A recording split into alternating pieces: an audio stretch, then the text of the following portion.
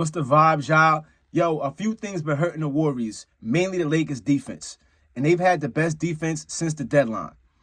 I could see them going to the finals in a rematch against the Heat this year because nobody is beating the Heat in the East. Let's be for real. Jimmy is going crazy. The other thing, I did pick the Warriors to win this series. I'm going to be honest. I did because of Anthony Davis' inconsistencies. And they didn't have a backup big to give him any rest.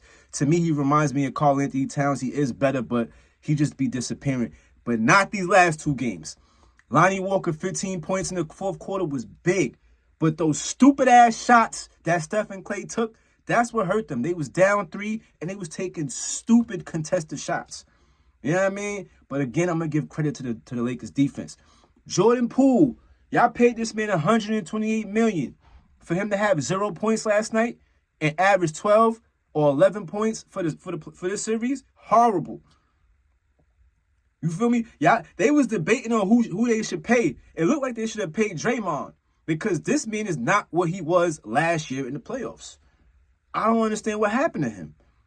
If you paid him this much money, Steve Kerr, it's his job to go out and figure out a way for Jordan Poole to be effective, not to have 0 points. That really hurt them. Steph Curry triple-double. It went in vain because it looked like nobody else had life in them. They didn't have the aggressiveness, the poise, the determination to want to win this series. And I've seen a few teams like that this whole playoffs. Like, they look like, yeah, I'm happy to be here, but I don't want it more than the other team. And that's the same thing that's going on with the Knicks.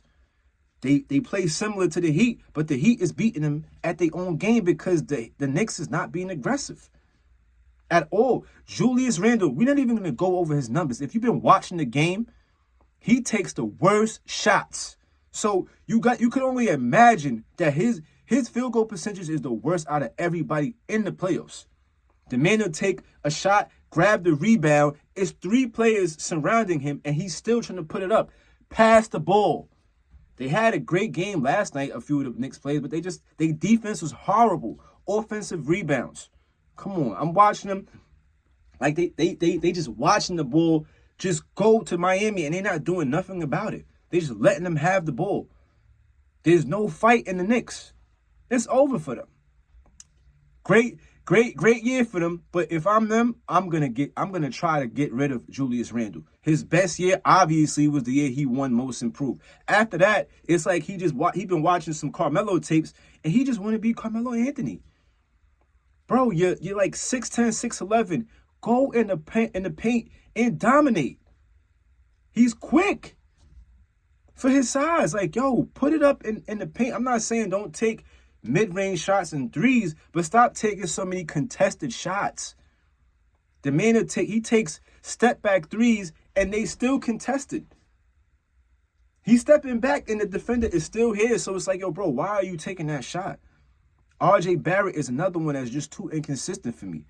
Yeah, he had a good game last night, but I want to see RJ Barrett erupt for 30, 40 points because that's the best thing that he does. He's a decent perimeter defender, but his strength is scoring the ball, right? So listen, go off for a night. Go off. I know if I'm the Knicks, I wish I had that second pick to get Ja Morant because out of him and Zion healthy, out of the 3, those 2 is the one that be balling. RJ Barrett is just, I think he reached his peak. He's not going to get any better than this. But he may not have no value. Julius Randle, get him up out of here. Trade that guy because he's horrible come postseason. In the regular season, he's cool. But for you to be the worst field goal percentage player in the playoffs is crazy. If I can't use you in the postseason, what the hell do I want you on my team for? It's a waste of money.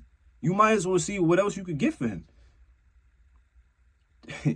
I don't know, man. Playoff Jimmy, I'm telling you, he got to be really related to Jordan because I don't understand. Like, those guys that he got on his team, they're good.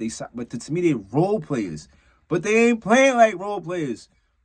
They didn't play that good in the regular season, but it don't matter. We here in the playoffs, and they are the best team besides the Lakers in the playoffs. I ain't going to hold you. Philly and Boston, that series is entertaining, but they both look mediocre compared to what the Heat is doing. Like, they don't look very aggressive. Jason Tatum, he's constantly disappearing as well. He had 7 points one game. That can't happen. That should not happen. This is the same thing that happened last year. Jaylen Brown is the one that carries that team. He carried them in the finals when Tatum disappeared and during the regular playoffs. Like, he just disappears. I don't get what's going on with him. But yo, I'm telling you, Lakers Heat, that's it. LeBron might get his 5th ring this year, man. I'm telling you, because they look good, man. I can't even hate. I'm not a LeBron fan, but they look good. But yo, this has been another episode of Off the Dribble. I'm Rockiano.